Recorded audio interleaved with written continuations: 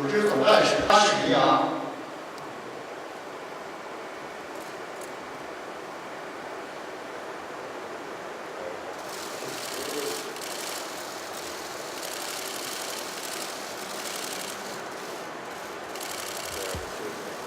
斯里兰卡总统西里，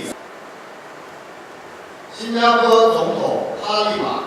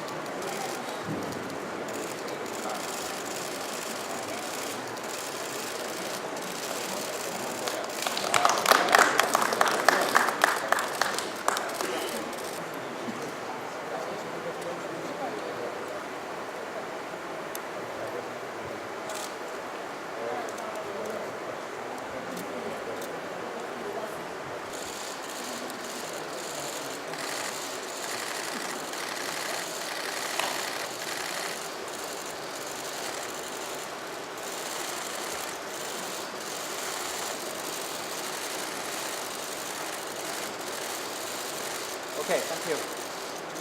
So,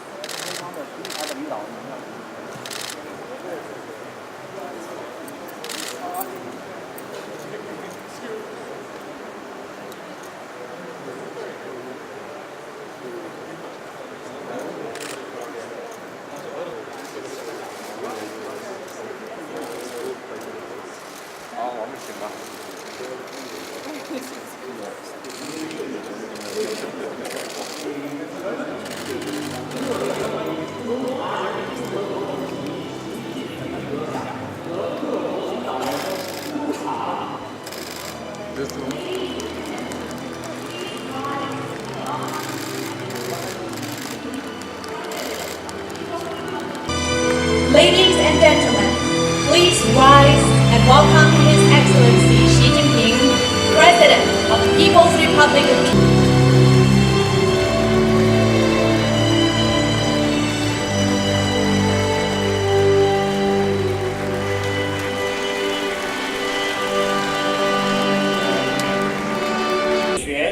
复建、共同发展的。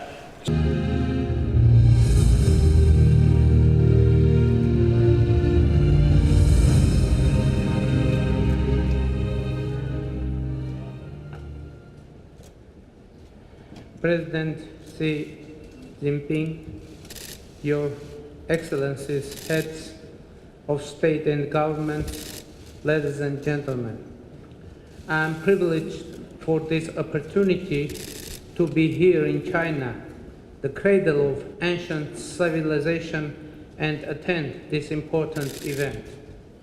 As I believe the beauty of our planet and the human civilization is in diversity. Diversity generates dialogue, and the dialogue leads to cultural exchange and mutual enrichment, which eventually creates conditions for progress.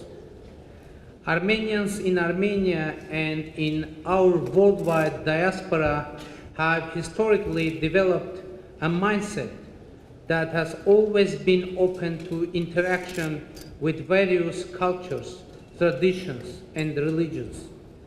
As noted by great German philosopher Immanuel Kant, I quote, "Among the Christian nations, Armenians have certain commercial spirit. They travel from the borders of China all the way to the coast of Guinea to carry on commerce.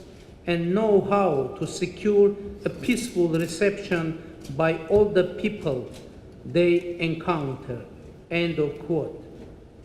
This is why today we can encounter landmark pieces of Armenian heritage in Jerusalem and Istanbul, Tbilisi and Baku, Hong Kong and Calcutta, Singapore and Dhaka, in all major spots along the ancient Silk Road. Thus, the philosophy which lies behind today's conference is in absolute conformity with our values. We are grateful for promoting the ideas aimed at supporting mutual understanding and cooperation among the nations and ready to support the Chinese government in its endeavors to reach this goal. Openness, dialogue, and the art of learning from each other is the path to the harmony and peace between the nations. Dear participants, as this year marks the 17th anniversary of foundation of the People's Republic of China, I would like to extend our warm congratulations to President Xi Jinping and the people of China on this historic anniversary. China has arrived at this milestone of its history with numerous achievements, impressive economic development, social and cultural progress, effective governance, as well as the energy and dedication of the Chinese people have always been the engine of the road to these historically outstanding accomplishments. Dear participants, during the last year, Armenia has undergone fundamental transformation. It sprang from a nationwide public movement and reflected the aspirations of our people to build a better future for ourselves and the generation to come. We have eradicated systemic corruption and oligarchic economy, strengthened independent judiciary, and established equal conditions for all economic players. Our ultimate goal is to build a competitive and technologically developed economy and a modern society based on the universal principles of equality, justice, and the rule of law. Today, Armenia is a dynamically developing country with a stable government, vibrant economy, and a modern and pluralistic society. At the same time, Armenia is a country with a millennia-old history.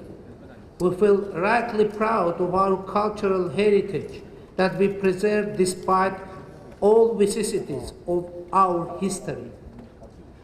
As we learned from our history, we reached our highest cultural achievements only when we had an uninterrupted communication and exchange with other cultures and traditions. Therefore, today, as in the past, we see the path of our progress in close interaction with all regional and global players. We are against dividing lines, artificial barriers, and closed borders, which are nonsense in the 21st century, but still maintained by our neighbors, creating security challenges and economic impediments.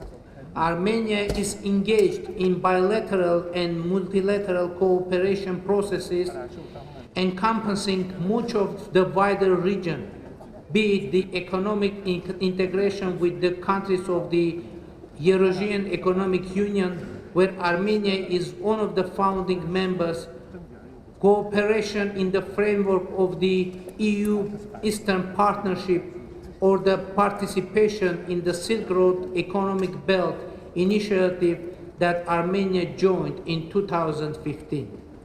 Engagement in different intersecting cooperation frameworks has become one of the compatible advantages of Armenia.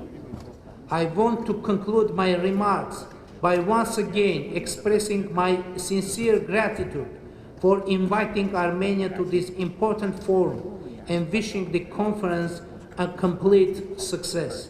Thank you for your attention.